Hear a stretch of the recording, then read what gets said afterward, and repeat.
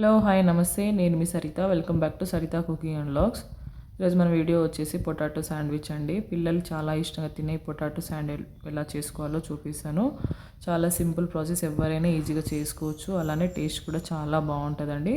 So ఎప్పుడు try చేయకపోతే compulsory try చేయండి. ఇంట్లో ఉండే వాటితోనే ఈజీగా ఎలా ప్రిపేర్ చేసుకోవాలో చూపిస్తాను. వీడియో స్కిప్ చేయకుండా లాస్ట్ వరకు చూసేయండి. ఇక్కడ నేను 2 పొటాటోస్ బాయిల్ చేసి తీసుకున్నాను. ఇవి వచ్చేసి మనం ప్రెషర్ కుక్కర్లో పెట్టేసి ఒక 2-3 విజిల్స్ ఉంచుకుంటే మనకు పొటాటోస్ మంచిగా బాయిల్డ్ అయిపోతాయండి.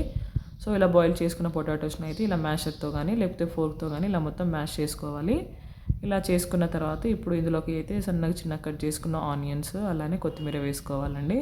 తర్వాత సాల్ట్, అలానే కొంచెం పెప్పర్ పౌడర్, కొంచెం పసుపు, కారం, అలానే కొంచెం ధనియా పౌడర్ వేసుకొని అయితే అన్ని ఈ విధంగా వేసుకొని బాగా మిక్స్ చేసుకోవాలి.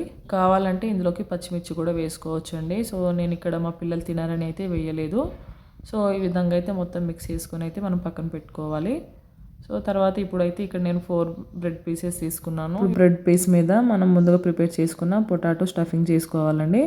సో ఈ విధంగా పెట్టుకొని అయితే వేరే బ్రెడ్తో క్లోజ్ చేసుకోవాలి. ఇలా డైరెక్ట్ చేసుకున్నా బాగుంటుంది. లేకపోతే మీకు ఇంకా టేస్టీగా కావాలంటే మాత్రం బ్రెడ్ పీస్ మీద అయితే ఫస్ట్ మనం బటర్ కానీ లేకపోతే టమాటో సాస్ లేకపోతే గ్రీన్ చట్నీ కూడా ఉంటుందండి. సో అవి అప్లై చేసుకొని సో తర్వాత మనం మధ్యలో పొటాటో స్టఫింగ్ చేసుకొని ఇంకో బ్రెడ్తో క్లోజ్ చేసుకున్న టేస్ట్ చాలా బాగుంటుంది.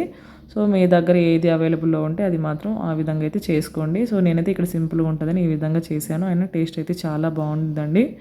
సో ఈ విధంగా మొత్తం ప్రిపేర్ చేసుకున్న తర్వాత మనకు అంటే ఎన్ని బ్రెడ్ కావాలో అన్ని అయితే ముందే ప్రిపేర్ చేసి పెట్టుకోవాలి. సో ఇలా మొత్తం ప్రిపేర్ చేసి పెట్టుకున్న తర్వాత ఇప్పుడు ఒక పెనం పెట్టుకొని అయితే దోశ పెనం కానీ ఏమైనా వేరే పెట్టుకొని అయితే ఇది హీట్ అయిపోయిన తర్వాత దీని మీద బటర్ అప్లై చేసేయాలి. సో బటర్ లేకపోతే ఆయిల్ కానీ నెయ్యితోనైనా మనం కాల్చుకోవచ్చు అండి బ్రెడ్ అనేది.